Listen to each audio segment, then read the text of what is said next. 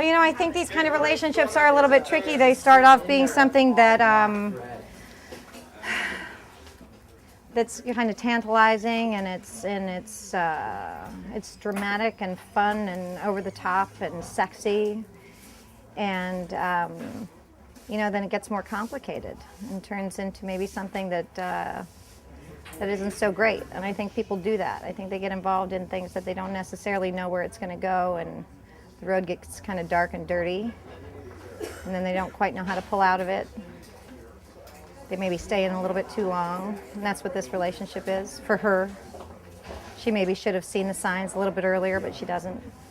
I think this relationship is really true. I think it's a very adult relationship. I think we get to watch two people who aren't really making loving choices in their life, and I think that's a really real situation for a lot of people. It's not only in Los Angeles, but I think this is a very true kind of Hollywood relationship.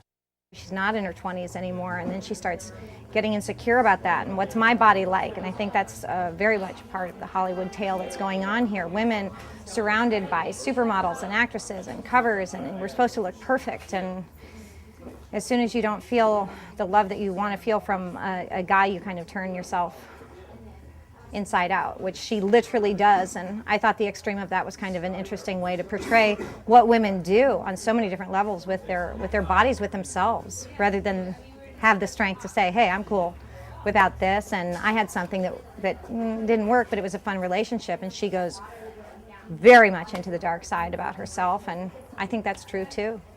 Ashton's just been fantastic. I think I have been really wowed by his ability to just go anywhere, really try, test, explore, and certainly in this relationship, explore a really dark place where two people can get and find the chemistry and the drama and the heat, and it becomes, you know, it's a passionate play back and forth, but it's not a loving play, and you have to be pretty daring to go to those places, and he certainly is. I hope we really created something that no one's ever seen.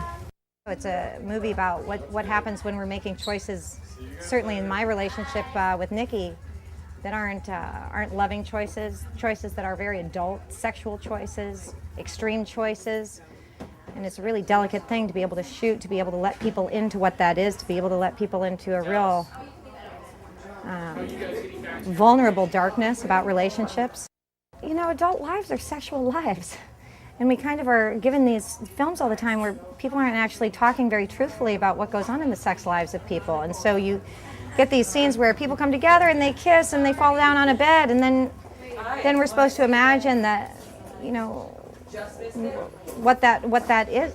People's sex lives are extreme. I certainly haven't seen a truthful portrayal of an adult, you know, sex life in a film, and I think it's really bold to be able to do, to say, you know, what do we do in the privacy of our lives is a very different thing than what a movie portrayal of a private sex life usually is.